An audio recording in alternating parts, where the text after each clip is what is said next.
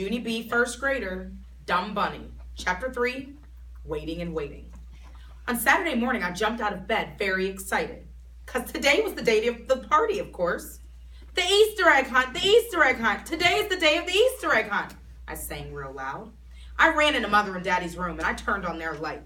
The Easter egg hunt, the Easter egg hunt. Today is the day of the Easter egg hunt, I sang again. Mother opened up one eyeball.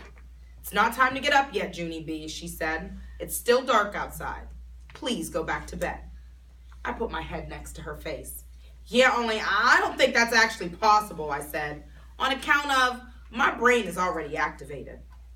Mother put her pillow over her head. I lifted it up.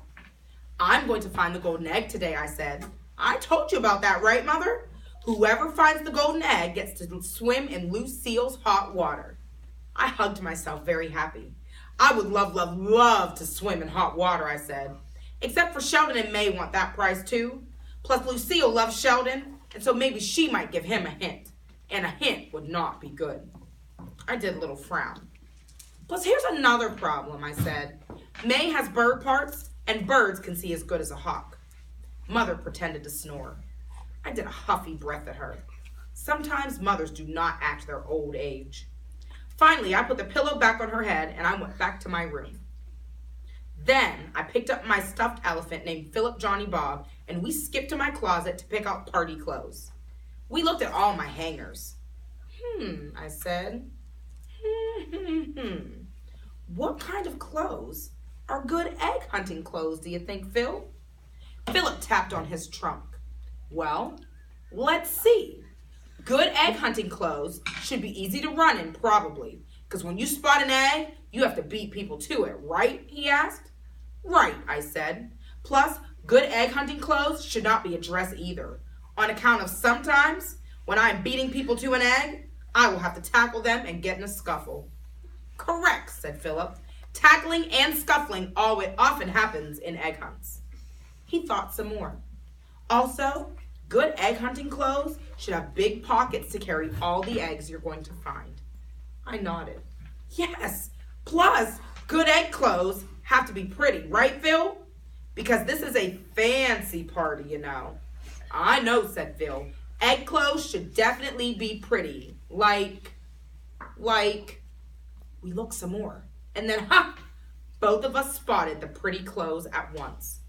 Like those brand new lavender overalls that Mother just bought, we shouted real joyful. Phil threw himself way high in the air.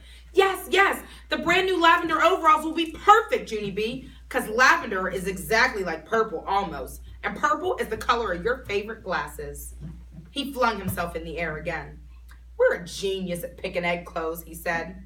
I said, yes, we are, Philip. I cannot lose the egg hunt in this perfect outfit. After that, I quick put on my lavender overalls, and then me and Philip ran to the window, and we sat down on the floor, and we waited and waited for daylight to come. The party was supposed to start at lunchtime. There was going to be a picnic before the egg hunt. That information was printed right on Lucille's fancy invitation. I read it to Mother and Daddy at breakfast. A picnic lunch will be served on the grounds before the event, I read. I smiled. I enjoy eating on the ground, I said. Mother laughed. Oh, I don't think you'll be eating on the ground, Junie B. Grounds are what rich people call their lawns and gardens. I got down from the table and looked outside. Do we have grounds? I asked. Mother rolled her eyes and looked at Daddy. Heavens no, Junie B., she said. What we have is weeds and crabgrass. Daddy sucked in his cheeks at her. Weeds and crabgrass is an issue, apparently. After breakfast, I waited for it to be time to leave. It was the longest morning I ever saw. Then finally, Daddy said it was time to go. And so I ran to the car lickety-split. Lickety-split is the grown-up word for zippity-fast. It took forever to get to Lucille's house. We drove and drove and drove. Then, at last, we turned down Lucille's long driveway. Lucille's house! Lucille's house! We're finally at Lucille's house! I shouted out. I leaned my nose against the window. Remember when I came here last year, Daddy? Me and my friend Grace spent the night at this place, and I ate dinner and breakfast with her rich, expensive Nana. Then, oh my gosh, I saw her. I saw the rich, expensive Nana. She was standing there with Lucille's mother and daddy and brother. They were welcoming all the cars. I opened my door and I ran to her. Well, well, well, we meet again, Nana, I hollered real happy. Then I hugged my arms around her middle and I tried to lift her off the ground. Only she didn't actually budge that good. I stepped back and looked at her. The Nana had put on a few pounds, I believe. After that, I tried lifting her again, but this time she took my arms away. Oh, no, dear, no, young lady. You mustn't try to pick me up. You'll hurt yourself. I looked at her kind of puzzled. Yeah, only I'm not a young lady, Nana, I said. Look, see? It's me. It's Junie B. Jones. I pointed at my face. Don't you remember me, huh? I spent the night here with Lucille and Grace. Remember that, Nana? It was the time of our life, I said. The Nana looked closer at me. Then all of a sudden, drops of sweaty came on her head. She took out a tissue and dabbed herself.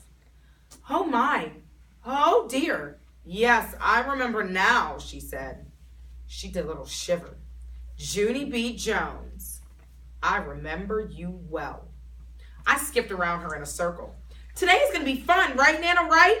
Today I'm going to find the golden egg. After I skipped, I held out my hand to do a high five. But the Nana didn't actually respond, so I just swatted at her sleeve, and that's all. Just then, another car drove up the driveway. I turned around, and boy, oh boy, it was my good friend named Shirley. Plus, after Shirley came Sheldon, and after Sheldon came Roger, and after Roger came Chanel and Camille, and Herbert and Jose and Lenny. And then all of the rest of the children in room 1 came too. Only wait till you hear this. I didn't see you know who. I looked all around to be sure, and then I crossed my fingers for good luck. And I hoped that maybe May wouldn't show up at all. Because maybe she would forget that the party was today, possibly. I thought a minute. Or else, maybe her daddy's car would get 4 flat tires. Or maybe his battery would go dead. Or maybe his muffler would fall off in the middle of the street. I thought some more and did a grin.